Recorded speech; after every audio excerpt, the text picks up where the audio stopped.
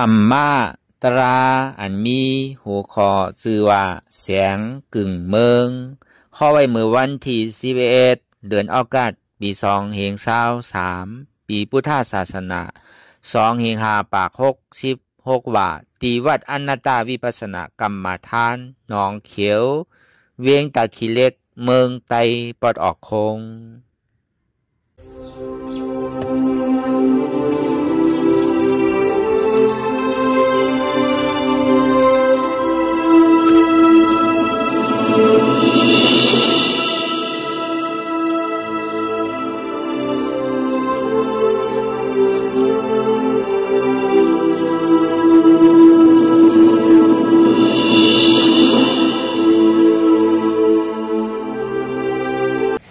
รายการนั่งอนัตตาวิปัสสนาภาวนาหานยอดธรรมอนัตตาในนี้ดังสุดในก็เขานั่งขาไก่กุดขาขวาถ้าต่างขาซ้ายก็ไรอันนั้นขาซ้ายถ้าต่างขาขวาก็ไรมือสองคอนต่างทักพยาไว้ตัวซื่อๆอย่าไปเคียงอย่าไปยานพยานี้เขารับหูเนื้อเปิดหูยานปิญญารับตาเนื้อเปิดตายานปิญญาอยากตัวที่มันน้อวิญญาณธาตุใจเดียนหูนั่นอะไรเสียนั้นในที่มันพุทธก่อเกิดขึ้นเป็นมาอยู่นั่นในที่เขาบอกว่าเป็นอนัตตาอะไรตามไปหันเจ็บไปหันทุกข้ามปองใจเนินหน้าตาเธอก็ด้วยดีร่มเธอเสียเขาออกตาเธอเสียเขายาวๆเธอเสียออกยาวๆเธอเสียเขาลึกๆเธอเสียออกลึกๆเขาเกิดออกตายเขาเป็นออกรูปปองเกิดเวลาตายไหน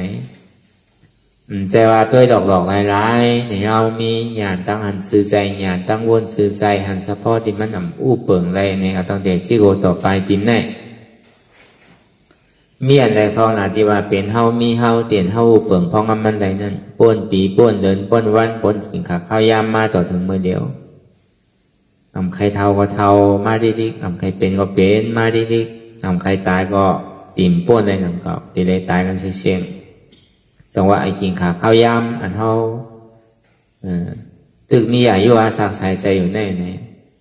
อันไรเฮาถูกดีเฮ็ดก็เฮาโดเนี่ยที่ไว้เนี่ยอย่าไปไปขิงไปข้าวไปยามเพราะว่าวันมันมาเย้าเนี่ยมันก็เย้าจังเฮ็ดเสือจังเอาอย่างไรโดยเช่นนั้นเนี่ยเตียนมัน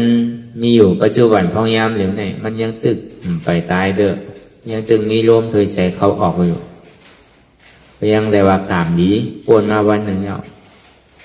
ยังตึงมีอายุอาศักดิ์ใส่ใจอยู่ก็ยังมีมือต่างมีส่วนใดส่วนเป็นตาดีไรเหตุการณ์นั้นแม่กันดี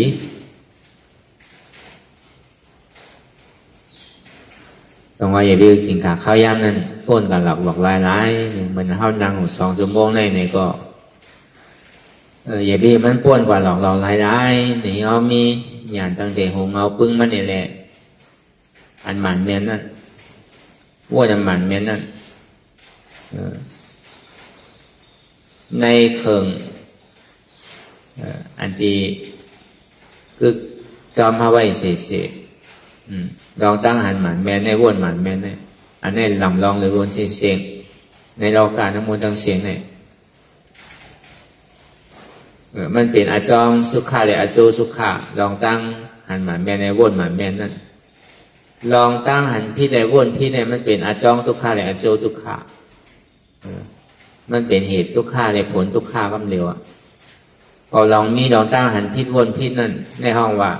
เป็นตัวสมุทัยเสียจ่าเลยเป็นทุกขาเสียจ่ามันกึกซ้อมกันไม่เสียลองตั้งหันหมันแมนวนหมันแมนห้องว่าสมาธิที่สมาสังกัปปะเนี่ยมันเป็นมากก้าเสียจ่าเลยเป็นนิโรธาเสียจ่าเป็นอาจองสุขาหรืออาโจสุขามันเป็นกูกันอันแมนหลอนต้อนแก่หรือเปิดตั้งโมตั้งเสียในอริยเสียจ่าอันเท่าผู้ลองตั้งแหละอันเท่าหมอวางเหตุเขาผู้เห็นทางจองทั้งหมดทั้งเสียงเนี่ยและเขาวางเหตุจองทุกขาอะไรนั่นเนี่ยอันในเมียนเดือเปิลบางปอผู้อยู่ซ้ำว่างเป็นใจอยู่ที่เขาเกิดเท่าเป็นตาย เพื่อการซ้ำดีเฮ็ดสื่อได้ว่างเนี่ยเขาทำหูอันเขาวนอยู่ว่ามันใจเขาอยู่เสียด้านนี่ก็เขาซ้ำไปหันเหตุทางเอามันเนี่ยมันมีดีไรก็ทำไปใจจังว่าอันมันแมดหลอนต้อนเกหรือเพิ่นอันเขาถูกดีคู่เนี่ยเสียจ่าตราว่านั่นอาริยาเสียจ่าตราเนี่ยเสียจ่าอันหมันแมนอยู่นิ้วสีเปิ้งเนี่ยพอดีมายอแก็บเต้ๆก็ลองตั้งหันพิษได้วนพิษเนี่ยมันเป็นจองทุกข้าแล้วโจทุกข้าเป็นว่าอยู่เสียๆตั้งแต่เท่าหู้ความมาเดี๋ยวถึงมือเลี้ยวเนี่ยเขาขอซ้ำนี่เลยเอาจ้องสุขาแล้วโจสุขาห้องมาสมาธิที่สมาสังกัปปะผู้เหตุทางเอาจ้องเนี่ยมีดีไรเนี่ยก็เหตุทางเอาจ้องมันออกดีๆเอาลองตั้งหันหมันเมียนั่นต้อตึกใส่ลองตั้งหันพิษเอาลองตั้งวนหมันเมียนั่นในต้อตึกใส่ดีลองตั้งวนพิษมันเป็นที่ไหนแกมีสี่ตัวนี่แกมันก็มันจะว่ามีลองตั้งน้ำสังจะว่ามีลองตั้งการนั้นน้ำสังอันเท่าวนอยู่ห้องยามเดี๋ยวนี้เข้าวนหมานห้าเข้าวนพิดาเข้าหันหมาหน้าเข้าหันพิดาเนี่ยเข้าหลุดในทัดด้วยนั่นหลุดในเนืองด้วยหลุดในวนด้วยเพราะว่าหันพี่เดียวเนี่ยก็เอาลองตั้งหันหมันแม่นั่นเข้ากว่ากึกซ้อมคำเดียวเพราะว่าวนพี่เดียวเนี่ยก็เอาลองตั้งวนหมันแม่นั่นเนี่ยเข้ากว่ากึกซ้อมคำเดียวเพราะเหตุที่ไหนว่าสีเสียเนี่ยการมันดีจางลันออกการมันดีกิเลสการมันดีลักลิงเนี่ยมันนี่แหละพอหูหันตันจอนก็เมื่อไรเลยเข้าลืมตัวกับกำเนิดเนี่ยเข้าไว้มันเข้าไว้วางกำเนิดเนี่ยแต่ก็มันดิบโผล่มาเมื่อไรก็มันตันมั่วจองว่าเสือว่านั่นอย่าไปโกซื้อมันว่ามันดีโกก็เบอร์สั่งว่าเสือนั่นก็เบอร์ว่ามันตัวไล่เลยดีโกห้างก็เบอร์สั่งเลยดีโกก็เบอร์ซื้อมันเลยดีโกห้างเนี่ยมั่นใจว่าเสือเนี่ยมันดีโกอ่ะไล่มันก็มันดีโกอ่ะอันดีโกเนี่ยเรียบมันในเคียวมันว่ะก็มันมาเขาสามเท่าเนี่ยมันจังย้ายเขาจังขูดเท่าอันนี้มันจังเฮ็ดเท่าเนื้อลองหนังหลอกมันจังโคเท่าเนี่ยนะใช่ไหมเสือเนี่ยอย่าไปโกไล่มันอย่าไปโกซื้อมันว่ะอันดีเฮ็ดเท่าเจี๊ยบเลยเฮ็ดเท่าหมอตายเลยเนี่ยเคียวมันในเรียบมันว่ะอันนี้ว่าดีโกเมื่อนั้นหลังเก่าตัวทุกข้าเนี่ยอย่าไปโกเหตุมันอันดีโกนั่นมันสื่อว่ามันอุปผงใดดองตั้งเกิดตั้งเท้าตั้งเป็นตั้งตายเนี่ยมันเหมือนหนังตัวเสือนั่นน่ะมันเหมือนหนังลายเสือนั่นน่ะเพื่อการที่เฮ็ดเท่าเกิดเท่าเป็นตายมีเมื่อย่อเมื่อซื้อเมื่อเสียงอีกปอกนั่นห้องว่ากิเลสาห้องว่าอัตตาเดียที่วิจิกิสาเนี่ยอันนี้อันดีโกเลยคนเสียงว่ามันเหมือนหนังเคียวเสือเหมือนหนังเรียบเสือนั่นพอเรียบมันออกไรพอเขียวมันออกไรเนี่ยก็ย่าว่ามันจังให้เสือเสือพอออกงามันถอดงามันออกแล้วก็เรียบมันก็ปุ๊บไปแต่ก็มันจังย่ายมันน่ะเหมือนแมวน่ะก็ไก่เล่นไก่มีแมวเนี่ยมันไก่ย่ายน่ะพอเขาแตกเล็บมันก็มันจังย่ายเขาอ่ะที่ก็เอาหนูก็ช่ำจังเอาบางปองไอ้เรียบมันก็ว่างหนูเนี่ยก็หนูก็จังขึ้นกว่าน่ะที่ขึ้นต้นไม้ต้นสังอย่างนั้นใช่ไหมก่อนนั้นอันดีโกเนี่ยเป็นเรียบมันเลยเคียวมันเพราะมันนี่เรียบนี่เคียวก็มันก็เหมือนแมวให้หนังเก่าเสือนั่นก็มันจะให้อย่างหนังเก่าก็เคียวแหลมเคียวง่ามันมีเอาเนี่ยก็เป็นเคียวปุ๊กก่อนน่ะมันครบเขาแล้วน่ะก็เป็นเคียวปุ๊กเซนๆเนี่ยมีเคียวง่าได้นั่นแหละเหตุทางเอาจ้องทุกข้าเนี่ยเหมือนหนังเคียวเสือว่ะมันหนังเรียบเสือว่ะแต่ซ้ำที่ไรเฮ็ดเหมือนซื่อละเอาในเวนโตแตกกันมันหนังขนใจมหาสถานนั่นจัดเมื่อปราณภาพเป็นสาวเป็นจาติสร้างบารมีปิญญาบารมีนั่นตั้งแต่คุณออกคำเสียดีมาวนทัดด้วยว่า ในโลกเราการในคนเงยในน้ำห้าคนเลียนในน้ำห้าเนี่ยมันก็วนด้วยการมันจะมีเสียงเอตนามันนี่โจตนาเนี่ยนะมันนี่โจทย์ในน้ำห้องเสียงกึ่งเมืองว่ะมันมีไว้หอยหนึ่งว่ะ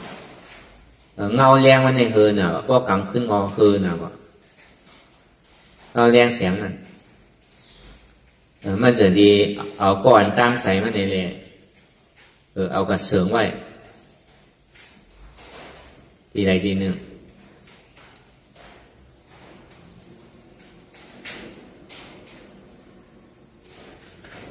มันไขสร้างด้วยปิญญาในคนหวานคนเมืองคนในหอมันนั่นน่ะที่มีปิญญาเต้ห้ามมีปิญญาเต้ห้ามเนี่ยก็เลยก็เป็นนั้นเลยเอาแซงเขาไว้ที่โดนตันโดนเป้านะก็เลยเพราะว่ากรรมวันมาเนี่ยแดดในซ้ำทองนะก็ทองแล้วในเสียงเนี่ยก็อยู่ในหนองว่ะเสียงเนี่ยก็เฮอไว้ในหนองว่ะเพื่อก็ตื่นกันmỗiวันในวันในคงเนี่ยอารมณ์เสียงไอ้สร้างไอ้มาอยู่ในหนองได้เนี่ยว่ะก็ในข่าวชื่อเสียงในลื่นหลังกว่าพอถึงคุณน้อค่ำบนอ่ะคุณน้อค่ำถึงดีห้องมันนั่งซุ่มโยงมันมานั่งซุ่มอ่อนมันมาสู่กับตัวรู้เนี่ยว่ะมันจามตัวคนในหอนตั้งก่อนสู่กับตัวรู้เนี่ยว่ะ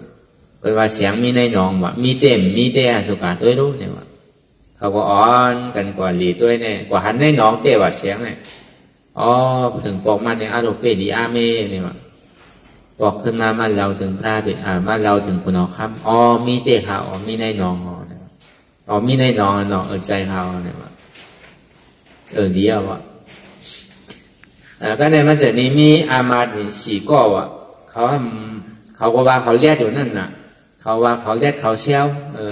ไทยมันคือเขาปิญญาตั้งหูเนี่ยเขาก็ไม่ยอมมาหัวสัทธานั่นน่ะมาหัวสัทธาเนี่ยเป็นคนมีหยานเตะเขาเนี่ยมีเขาก็ว่าเขากัดเขาเขียนน่ะ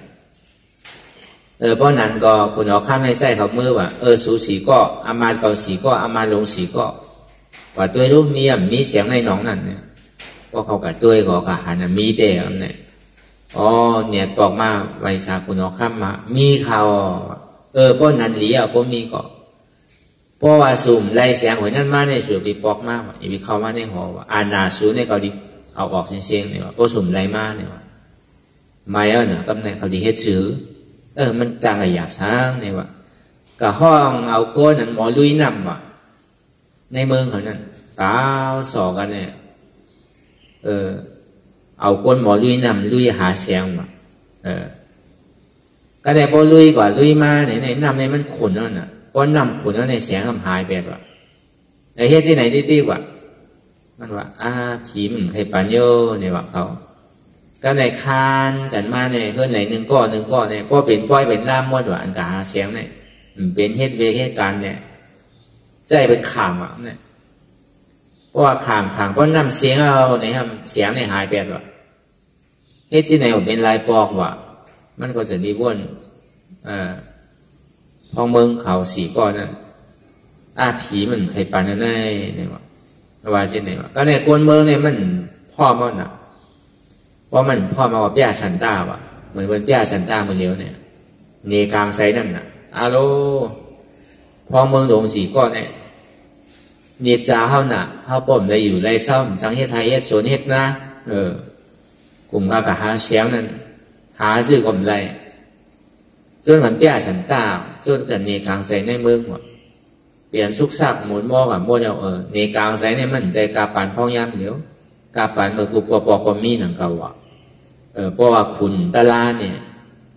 พองเมืองตะลาเนี่ยผู้นำตะลาเนี่ยที่ไหนก็เป็นเนกลางไซว่ะในก่อนหนังนั้นหนังเก่าอ่ะเจ้ามันโต๊ะใจอ่ะน่ะคนเมืองเนกลางไซเนี่ยก้นช้ำน้ำลูกเขาก็ช้ำขย้อมนั่นน่ะก็ในคุณเอาข้ามจะดีห้องเอาใจมโหสถามาป้าหลวงน้องตะเปมันเนี่ยมโหสถาเนี่ยไว้สร้าง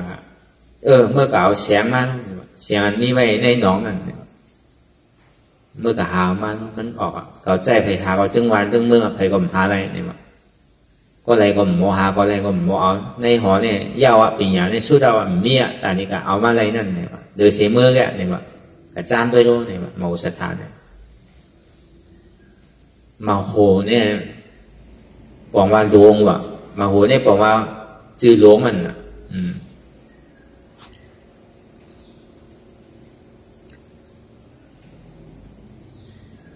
แต่พอเป็นนั้นไหนเขาบอกมันก็อ่อนลูกน้องตะเปมันกว่าลูกน้องตะเปมันก็มีหนำที่เป็นหมู่เป็นชุ่มเองก็เขาก็อ่อนกันกว่าอายุก็มันยังตึ้งเรียกกว่าเพื่อนของเรานั่นย่ำไปใหญ่เด้อเพื่อการปิญญาก็บอกว่าพระเป็นเจ้าในมันสร้างบารมีมั่นน้ำเอาเลยเป็นกับเป็นจารันสร้างปิญญาบารมีน้ำที่สุดในใจมโหสถานนั้นมโหสถมโหสถาอันว่านั้นความแท้มโหสถนั่นความแท้สมโหสถานั่นพวกป่องความใจเตะเป็นใจหลงใจปิญญาหลงเป็นมโหสถานะก็ได้เพราะเป็นนั้นนี่ก็มันก็มือตัวห้องเอาแต่เปมันกว่ามันก็ซ้ำตัวอะไรเสียงในซ้ำก็อยู่ในน้องพอเป็นเอานำน้องออกมันซ้ำหายตัวนี้เสียงในมันมีในน้องในมโหสถาวะเนี่ยสู้กับเอาหน้ากวักหน้าโลเนี่ยมันก็เอากวักเนี่ยนำมาใส่เอาเนี่ยมันนั่งใส่กวักใส่ปุ้งนั่นน่ะเสียงซ้ำมาอยู่ในปุ้งว่ะครับเนี่ยซ้ำมาอยู่ในกวักว่ะครับเนี่ยที่ไหนได้มันมีในน้องเนี่ยชื่อก็มันตีมีตีใดตีหนึ่งอ่ะมันก็จะบินนากว่าถ้าวันออกว่ะซ้ำกับหันญาตนตาเนี่ยตัวหนึ่งในตัวตาเนี่ยซ้ำมีห้างกาว่ะที่เด็กเขาเสียงกับไว้ที่ห้างกานั่นน่ะเสียงมันอีจุดเสียงขึงเมืองเหมือนว่านั่นในปาลีเขาว่ามันอีโจตี้เนี่ยมันอีโจดนั่นน่ะเสียงขึงเมืองนั่นน่ะเพราะเป็นนั้นเนี่ยมันจะดีใจเอาถุงรองมันคืนกว่าก็ตัวรู้เนี่ยคืนกล้วยตีตัวตานั่นเนาะชื่อก็มีดีนั่นน่ะเนี่ยสู้คืนก็เอาลงมาเลยเนี่ยก็เนี่ยก็อ่อนเอาแต่เป้มันคืนกว่าว่าญาที่ห้างกานั่นเต้เสียงมันพอเสียงนั้นลงมากกว่าในหนองมันมีอ่ะนะเสียงเนี่ยเสียงในดีเต้มันอยู่ที่ห้างขามันมีในหนองมันเหมือนในหนังเก่าก็ในมันจะที่เอาปอกไม้เนี่ยเอากายกอยู่กันคุณเอาค่ำมันนะคุณเอาค่ำจากนี้ยกยองกันว่าด้วยแหละปีอย่าตั้งหูในเมืองเขาเนี่ยพวกนี้ภัยรักภัยแรงเมืองหน่อยใจเมาใช้ท่าในสีพองเมืองหลวงที่ไหนก็ไรลองเป็นกับคนลมพ่งได้ใจว่ามีปีอย่าตั้งหูเต้ยกยองใจเมาใช้ท่าอันนี้ก็มันมีหลายตอนนั่งเก่าเขาว่าเอาปอดมันหนีก่อนเขาว่าเหมือนนั่งไล่หาดารานั่นไหนก็นั่งนั้นนั่งเก่าที่ได้ไหวเหมือนนั่งคุณมโหสถากิเลสาเนี่ยมันใจว่ามีดีเจ็บเนี่ยเพราะมาซับแรงมันมีดีเจ็บดีโกนดีคือหน้าใจกิเลสาเนี่ยมันมีไว้เหนือก็หัวใจมันมีไว้ที่มือสองขวานใจมันมีไว้ที่ตีนสองขวานก็ใจมันมีไว้ที่ตัวเขาเนี่ยก็ใจมันมีไว้ที่ใจห้าเนี่ยก็ใจมันมีไว้ที่เจี๊ยบ้านเนี่ยก็ใจมันเหมือนอย่างเสียงดีว่ามันมีไว้ในน้องนั่นน่ะก็กับขังน้องคือขังเพราะอันนำเตรียมมาเนี่ยทำออกมากขึ้นเสียงหวยนั่นด้วยเพราะนำขุนมันต่อได้หายกว่า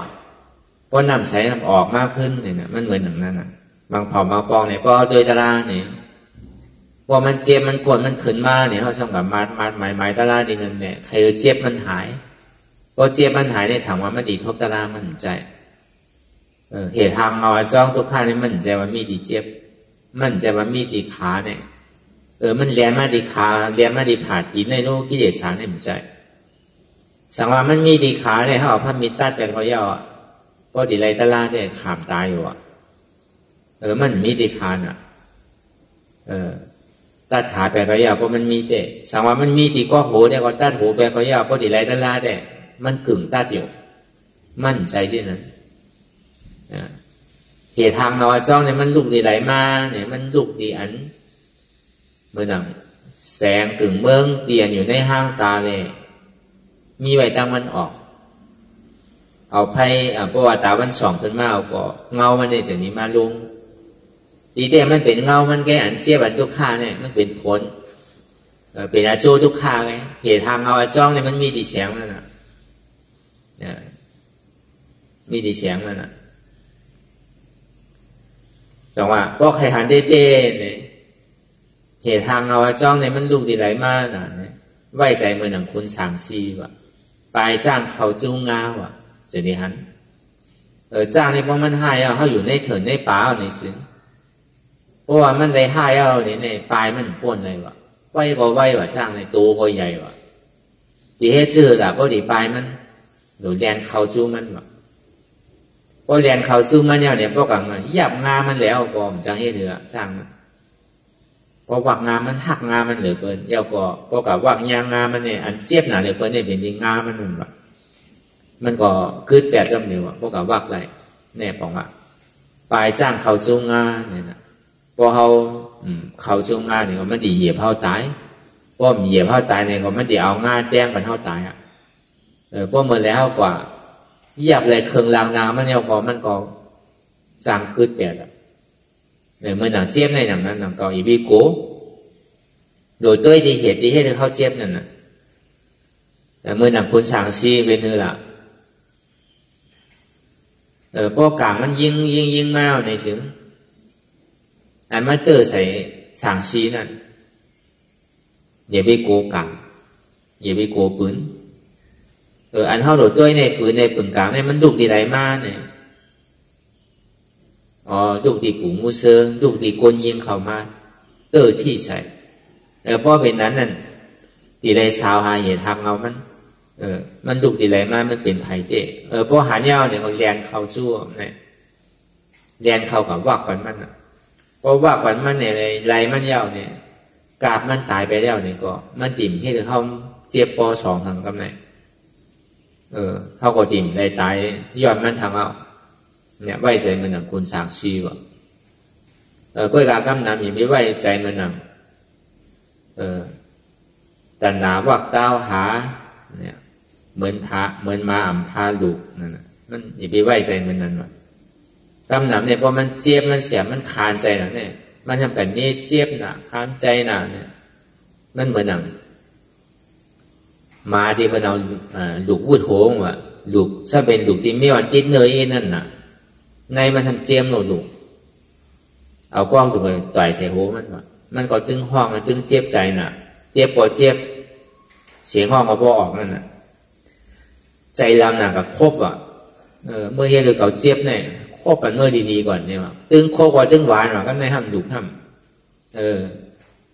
ดีที่อันเฮ็ดถึงมันเจ็บเนี่ยมันเป็นโกนฟืดมันหู้มันช่างถามว่าเป็นดุนั่นเฮ็ดถึงมันเจ็บมันก็ครบกินเนี่ยก็มันก็วานดุเนี่ยว่ะเฮ็ดถึงมันเจ็บดีที่เป็นโกนฟืดมันพันอ่ะมันช่างว่าเป็นดุมันอ่ะบางเผ่าบางปอก็ตึงครบก็ตึงเจ็บหมดนั่นน่ะมันก็จำเป็นเช่นนั้นว่ะก็วันนั้นในเอาในอะไรเป็นรองตั้งอย่างเงี้ยแล้วก็ดีไรเสียงกึ่งเมืองนั่นเขาก็ดูผู้จ้างเหตุทางเงามันดูตีไรมาดูเตียนเขาก่อนยึดยับกับมันไว้ว่าเป็นเฮามีเฮาเป็นหูเก่าเป็นขาเก่าเป็นมือเก่าเป็นตัวเก่าเป็นใจเก่าเป็นเจ็บเก่าอันนี้ลองตั้งหันคิดจะไหนลองตั้งหันหมันแม่ซ้ำอ่ำใจหูเก่าใจขาเก่าใจมือเก่าใจตัวเก่าใจเก่าใจเจ็บเก่ามันเปลี่ยนหน้าตาลองตั้งวนที่สว่างดึงปันในค่ายปันในยายปันในเปิดตาในมืนตาในมองถึงมองข้าวมองยามตั้งวนทิศตั้งวนหมันแมนซ้ำอ่ำดึงอ่ำพื้นอ่ำโต้งอ่ำค่ายอ่ำลายอ่ำเปิดตามืนตาอ่ำมองถึงมองข้าวมองยามตายเอาก่อนนั้นตายมีสองตายพอโกนตายเป็นคุณผีนางผีพออาตาตายเป็นอริยาใครตายก็ต้องติ่มซุ้มโกนได้อ่ำตายอาตาดีตายอันนี้เอาเข้าใจก็วนยาวขยามหึง อย่าไปว่าไพ่ป้นอย่าไปว่าเทิงป้นเตียนเฮาหันเฮาว่นนั่นถึงเก่งเก่งกันว่นต่อถึงเจี๊ยบนั่นปอสุดว่นต่อถึงทุกขาปอสุดตัดต่อถึงอัตตาปอทุกพูดขาดกว่าอะไรที่มันพูดบอกเกิดขึ้นเป็นมานั่นคือเฮาหมอวางเป็นอนัตตาสะพอไหนสาธุสาธุสาธุ